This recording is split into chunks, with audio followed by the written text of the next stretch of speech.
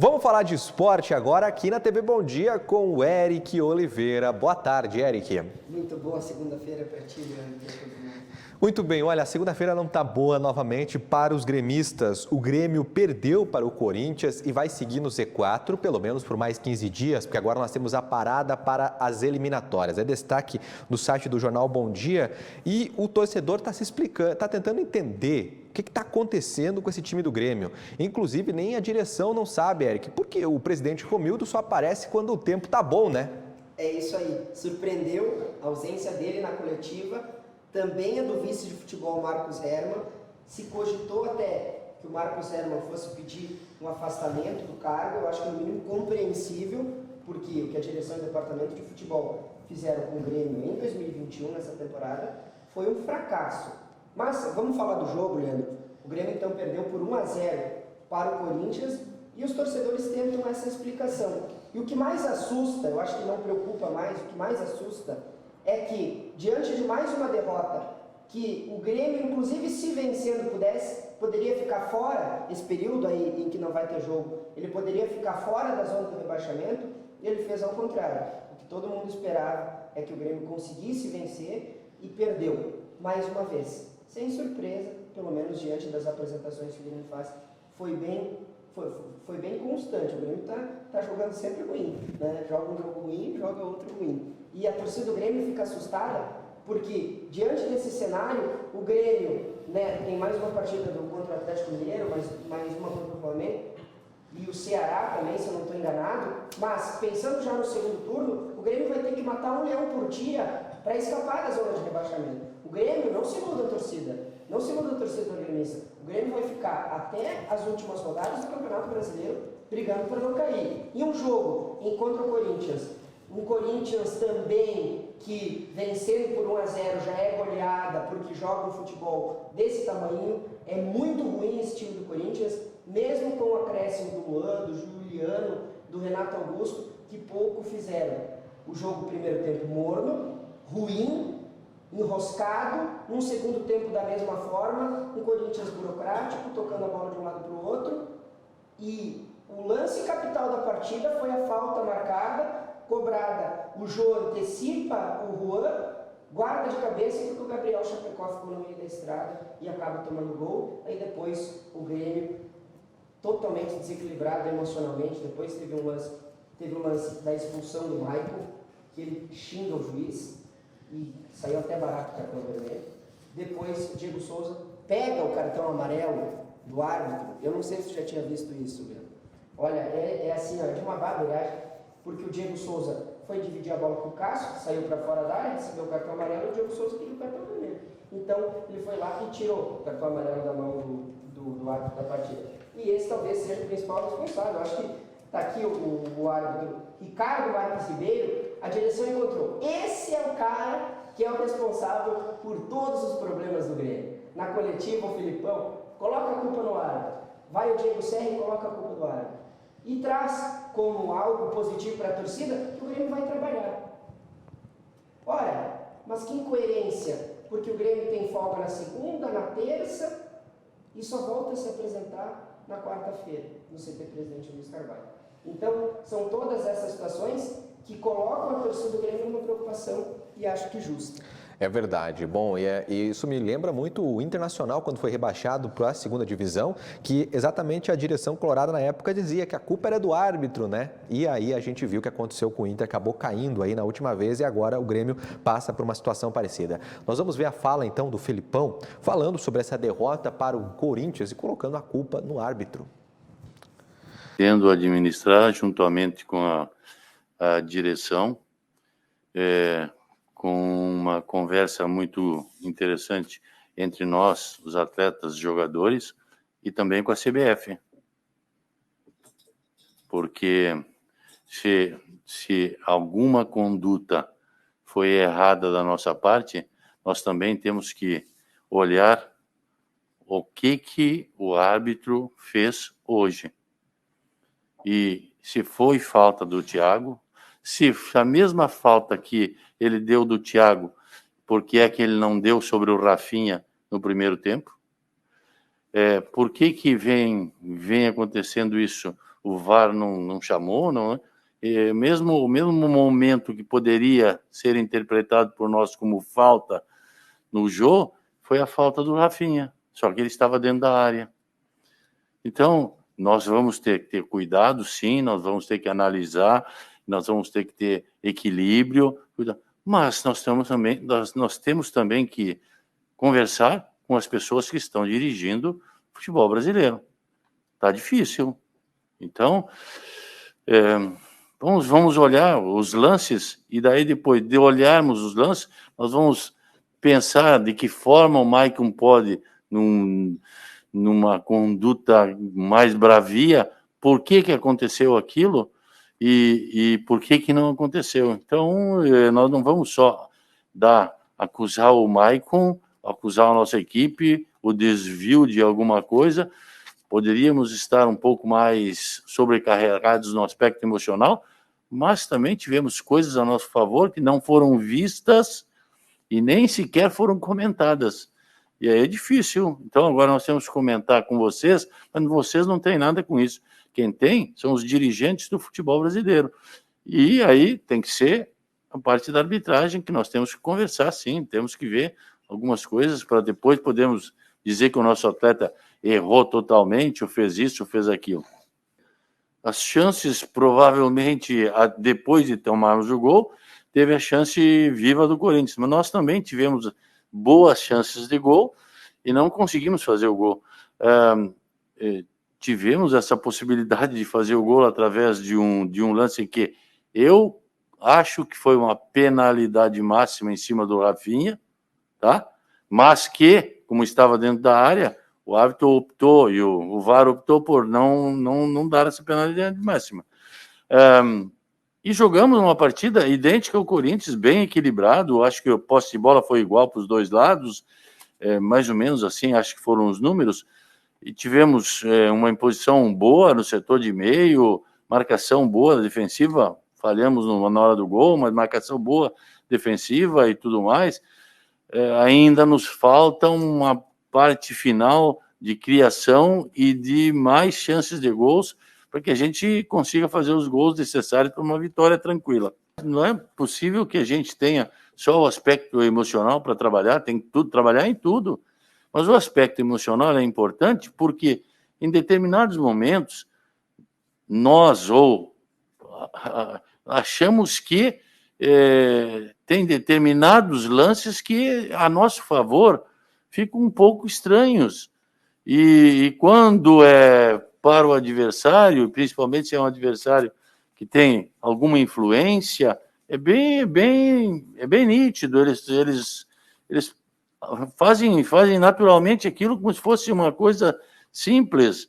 Então, é claro que o emocional nesse momento é importante, nós temos que trabalhar e tudo mais, e fazer com que os jogadores entendam que isso não é possível nesse momento, mas nós temos que trabalhar também fora de campo, que é o que nós vamos fazer nesse momento, porque eu tenho uma estatística aqui que é um pouco diferente daquela que a gente imaginava quando a gente iniciou o jogo, principalmente em termos de arbitragem.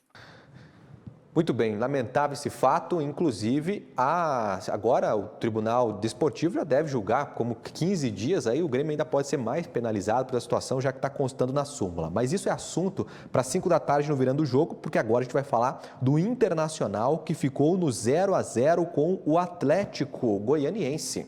E ficou ainda um pouquinho, a situação não está difícil, mas está ali no meio da tabela, né? Está no meio da tabela, permanece na 10ª colocação. É a metade, está literalmente na metade, né? Se tivesse uma posição assim, estaria na primeira página, ainda permanece na primeira página, mas uma posição muito agradável não para a torcida do Internacional, que imaginava uma vitória contra o Atlético Goianiense, mesmo jogando no Antônio Ascioli em Goiânia, Goiás. Porque o time do Atlético Goianiense, embora seja organizado, quem vinha em uma boa atuada com uma semana de folga para trabalhar era o time do Internacional. E fez uma partida muito ruim. É um jogo enroscado, um Internacional burocrático, passivo em campo, com pouca agressividade, pouca ousadia no primeiro tempo, no segundo tempo, no primeiro tempo até com vários nomes abaixo, o Patrick abaixo, o Dourado abaixo, o Tyson abaixo, No segundo tempo, até o Diego Aguirre tenta ser um pouco mais ousado, coloca o Paulo Guerreiro para jogar junto com o Yuri Alberto, mas acaba não tendo muito resultado. E o Bruno Mendes, acho que para mim, destaca no primeiro tempo, salva um gol do adversário. Olha, essa é uma chance claríssima e o Bruno Mendes salvou. E o Internacional então acaba empatando, mas com um retrato diferente do empate contra o Santos. Porque o empate contra o Santos foi para comemorar. Esse empate com 1-1 não é para comemorar, até porque o próximo jogo é contra o Bragantino. E o Bragantino é um time complicado, difícil de bater um reencontro com o Bruno Pacheco. Empate em 0-0. Isso. Não em 1-1. 0-0, isso. 0-0 contra o Atlético Goianiense. Agora, o Internacional se esperava muito também porque o Edenilson foi convocado para a seleção, né? Claro que teve aquele boicote lá da Liga Inglesa, mas o Edenilson, méritos pela temporada 2020, foi destaque do Edenilson e também do Internacional, que por pouco não foi campeão brasileiro, e em 2021 ele seguiu da mesma toada, mas não fez uma partida boa não. Mas, informação do Internacional, Leandro, principais informações são de chegada de 2 novos reforços. Aliás, o Inter que se cuide e que a direção do Internacional que vá atrás para contratar de forma efetiva o Bruno Mendes, que ele vem emprestado, o contrato dele por empréstimo. Pode contratar esse jogador. Gustavo, o atacante de 20 anos do Barcelona, já chegou em Porto Alegre na sexta-feira, está prestes a ser anunciado. Gustavo Maia e o Kaique Rocha, zagueiro, também jovem, de 20, 21 anos. 2 novos jogadores devem ser anunciados na segunda ou na terça-feira do Internacional. Bom, vamos seguir falando de empate no futebol, porque o Ipiranga ficou no empate com o Figueirense. Um resultado que pode ser considerado bom para as duas equipes, né? Para o Figueirense, não. O Figueirense ficou meio ruim, mas está ali na briga, né? Está na briga. Para o Ipiranga, o pessoal até vai dar risada, que eu estou com quase uma caderneta aqui. As informações dos 4 times é do Ipiranga, é a que mais tem informações, porque o Ipiranga agora está fazendo, o torcedor do Ipiranga está fazendo conta por conta para ver quando é que o Ipiranga vai colocar os seus 2 pés lá na zona de classificação, no G4, que vai colocar o Ipiranga na briga para estar na Série B.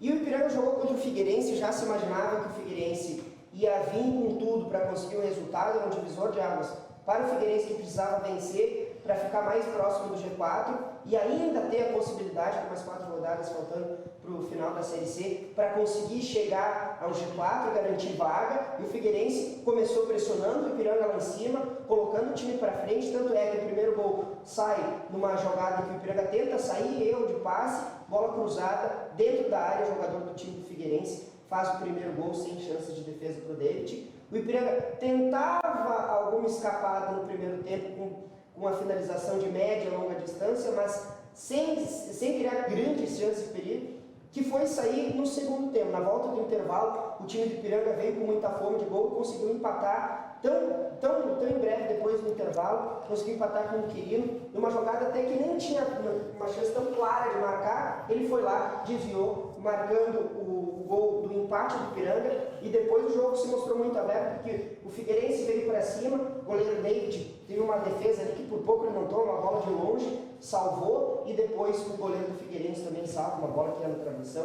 ele fez uma defesa importante, e o Ipiranga conquista um ponto, porque jogar lá no Orlando Scarpelli, um gramado maravilhoso, excepcional, contra o Figueirense é muito difícil, conquista um empate, que agora, pensando em projeção do Campeonato Brasileiro, o Ipiranga fica muito mais próximo de encaminhar sua classificação, porque joga no próximo domingo, no final de semana, contra o Oeste, que já está rebaixado. O Ipiranga tem a obrigação de ganhar esse próximo jogo, daí sim encaminha sua classificação. Mas está tão equilibrado, Leandro, que o Ipiranga tem 27 pontos, e o Novo Horizontino, que venceu o Criciúma também na rodada, também tem 27 pontos. Então tem os dois 27 pontos, e o Ipiranga fica na liderança pelo critério de desempate, tem saldo de gol maior do que o Novo Horizontino. Tem um golzinho só, né? A importância desse gol aí que foi feito lá. Gol só. E o Criciúma, que tem 26, que é terceiro colocado, tem 26. Então é um ponto só. Os dois têm 27 e o Criciúma tem 26.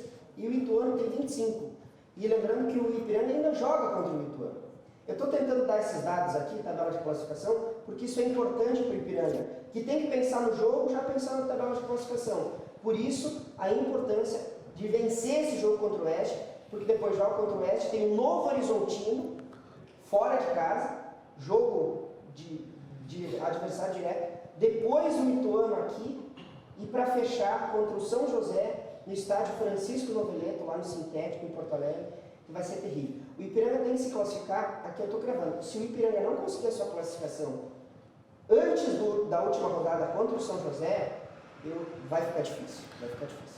Realmente um grupo muito apertado. E a última do esporte de hoje, já que a gente falou de derrota, 2 empates, é a vitória do Galo, o Atlântico, que venceu o Passo Fundo e se consolida na liderança do Gauchão. É isso aí. Às 5 horas nós vamos falar muito sobre todas essas questões. O Atlântico venceu o Passo Fundo em um duelo que é um clássico. Nesses últimos anos a rivalidade cresceu muito. Com o retorno do goleiro, o Thiago fez uma defesa excepcional. O Atlântico conseguindo marcar, depois o Passo Fundo foi jogar com o goleiro linha. A marcação do Thiago Ralph, mais uma vez bem, conseguiu marcar quando o adversário estava com o goleiro linha, uma vitória significativa. O Atlântico tem 1 ponto só de diferença do Lagoa, mas está na liderança, são 10 jogos, são 9 vitórias, 1 empate apenas e nenhuma derrota, ou seja, está invicto. E tem jogo hoje, às 20 horas aqui no Caldeirão do Galo, contra o time da SASI. Não é SASI, é a FUX de Severi. Estarei lá no Caldeirão do Galo hoje e amanhã venho trazer mais informações sobre esse time do Atlântico, que está embalado nesse mês de setembro. Tem alguns jogos em casa, mas a grande maioria vai ser fora de casa. Acho que eu não chamei o VT do Internacional, né? Chamei, não chamei. Vamos ver então, ficou faltando aqui na minha lista a fala do Diego Aguirre sobre o empate. Como a gente mostrou o Felipão, a gente mostra o Aguirre falando também sobre esse empate do Atlético para encerrar. Veja. Sí, acho que no es un punto fuera de casa para conmemorar. Nos tuvimos algunas dificultades na fase ofensiva para generar situaciones y es verdad que no final de juego encontramos posibilidades con las mudanzas, más a veces son cosas que acontecen en los juegos, en los últimos minutos los dos teams quieren procurar la victoria y se encuentra alguna facilidad más para atacar. Nos tenemos que continuar mejorando. Hoy no somos mejores de lo que éramos, mas nos tenemos que ser mejores de lo que fuimos hoy. Esa es una idea que hoy tengo. Comenzó jugando Johnny buscando mantener el equilibrio defensivo y bueno, defensivamente no sufrimos, es verdad, mantuvimos el 0 en nuestro arco, 0 en nuestro gol, que era uno de los objetivos. Yo imaginé un juego fechado, un juego para ganar por un gol. Esa fue la idea, el planteamiento para ganar un segundo tiempo. Son cosas que a veces los entrenadores procuramos encontrar algunas cosas siempre para ganar el juego. Yo nunca pienso en otra cosa que no sea ganar. A veces para ganar tengo que defender bien. Y yo no quise mudar mucho la característica del time que venía jugando en buena forma. Y respecto a la posición de Johnny, yo tengo hablado mucho con él y él puede jugar como primer volante, como segundo. Es un buen jugador. Tenemos que lembrar que es un menino que tiene 19 años, que está comenzando su vida profesional en fútbol, y entonces tenemos que dar un tiempo para ver sus condiciones. No podemos botar en él a presión del time. Él se entregó, corrió, luchó y yo que no encontramos es verdad mucho la bola para crear, pero también enfrentamos a un time que es difícil, que ver una secuencia de muchos juegos sin perder y nos teníamos que tener alguna precaución. Bueno, lamentablemente no pudimos ganar, que era nuestro objetivo. Merece esa convocación porque es un gran profesional, un jugador muy querido por todos los jugadores. Él se entrega, es muy profesional, es un muy buen jugador y la convocatoria de él dejó feliz a todo el grupo. Nos mudamos un poco el posicionamiento de él, jugando más liberado para ataque, más un posicionamiento por derecha, y él encontró un buen rendimiento, tal vez tenga ayudado para su convocación, para su convocatoria. Él marcó muy goles, ayuda, creo que es un jugador que tiene todo y bueno, también por supuesto fiqué feliz porque él merece este momento y a los 31 años ser convocado por primera vez na seleção brasileira com tanto craque que tem, significa muito. Tá aí, 5 da tarde, então, no Virando o Jogo, a gente vai falar mais para você de esporte, de Grêmio, Inter, Ipiranga, Atlântico e muito mais. E tem rally também, não perca, viu? Obrigado, Eric. Boa semana. Um abraço para ti e para todo mundo também. Um bom início de semana a todos.